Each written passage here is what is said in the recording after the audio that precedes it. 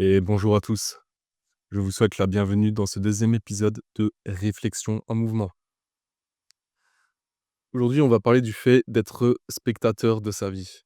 Alors déjà, pour la petite parenthèse, qu'est-ce que Réflexion en mouvement? C'est le nouveau format que j'ai fait, donc ceci est le deuxième épisode. C'est en fait un petit, pas un cours de philosophie, mais je vous fais part en fait de ma réflexion, quelque chose auquel j'ai pensé justement, quelque chose que j'ai appliqué et dont je pense qui peut être utile, à quelqu'un d'autre. Voilà pourquoi je souhaite le partager. Bien sûr, je n'ai aucune prétention, philosophique ou quoi, je souhaite simplement partager et puis pourquoi pas ouvrir un dialogue. Donc, réflexion en mouvement, pourquoi j'ai appelé ça comme ça? Parce que, donc je vous fais part de ma réflexion, mais en fond de vidéo, je vous montre en fait, je vous montre une activité physique que je suis en train de pratiquer pour vous démontrer que le mouvement, c'est quelque chose qui est facile, c'est quelque chose qui peut et qui doit être fréquent et varié.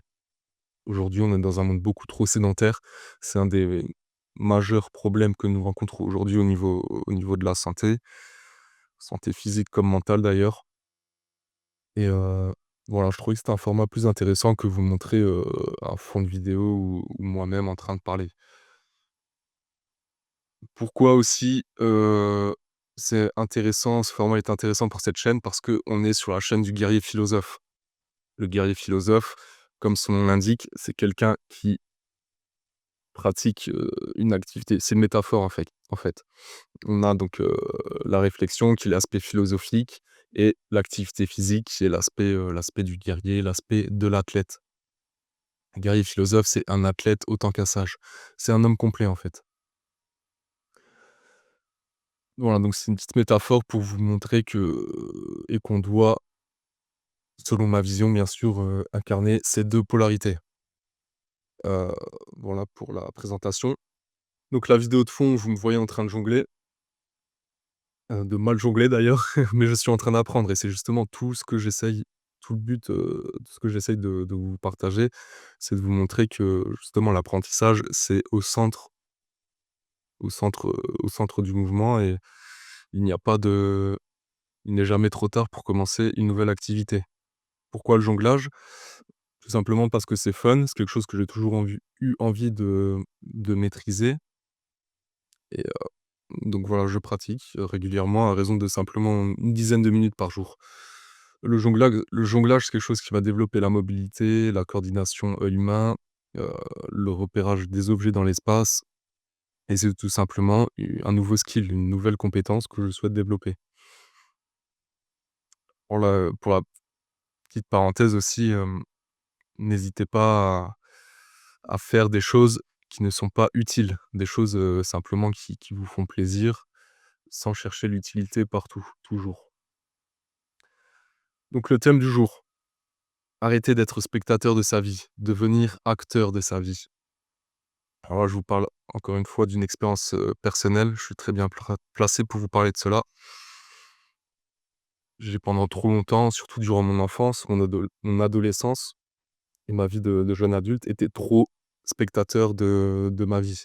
En gros, trop d'imagination, pas assez d'action.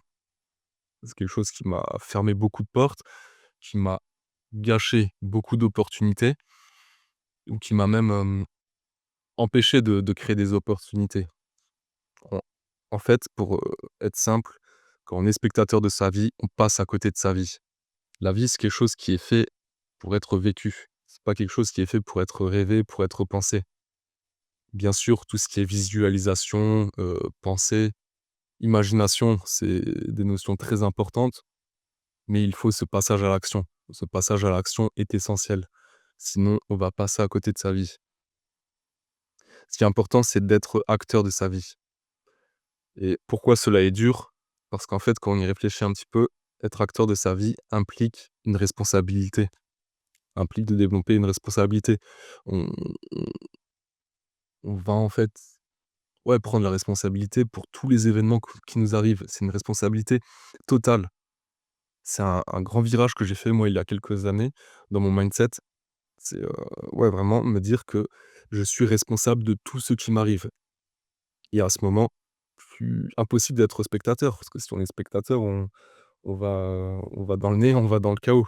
Non, non, il faut de l'ordre, il faut aller où on veut et on est obligé de devenir acteur. Je vous invite à lire ou à écouter en audiobook, l'excellent ouvrage Extreme Ownership de Jocko Willink, un ancien Navy SEAL. C'est un ouvrage qui est très connu et c'est en fait toute l'idée du bouquin, c'est avoir une responsabilité totale pour tout ce qui nous arrive et c'est le meilleur moyen de prendre sa vie en main et d'aller où on veut. Donc voilà, prendre la responsabilité pour tout. Si on a une passion, eh bien, il faut, c'est ma vision des choses, mais il faut y aller, il faut tout donner, aller all-in dedans. Heu, on a un rêve, il faut y aller.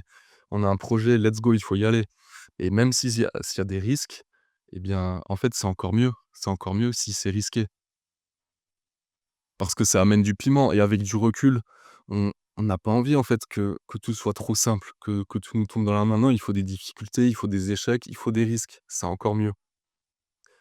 Donc aller à l'aventure, allons à l'aventure, osons, hem, osons, et devenons vraiment acteurs de notre vie. Je vais terminer ce cette petite réflexion par une citation: «Qui ose gagne». C'est une citation des SAS, français, je crois même, donc une sorte de force spéciale et c'est une citation que j'aime beaucoup: «Qui ose gagne». Il faut y aller, il faut oser, il faut donner le paquet. Parce que si on est spectateur, si on se dit: «Ouais, est-ce que ça va marcher? Et si je fais ça? Mais ça va être risqué» et bah, au final, il se passe rien. Le temps passe, l'opportunité passe et voilà, c'est fini. Je pense que tout le monde a plein d'exemples, moi j'ai plein d'exemples en tête en tout cas pour ça. Ça me fait sourire, mais ouais, je pense que tout le monde a plein d'exemples pour ça.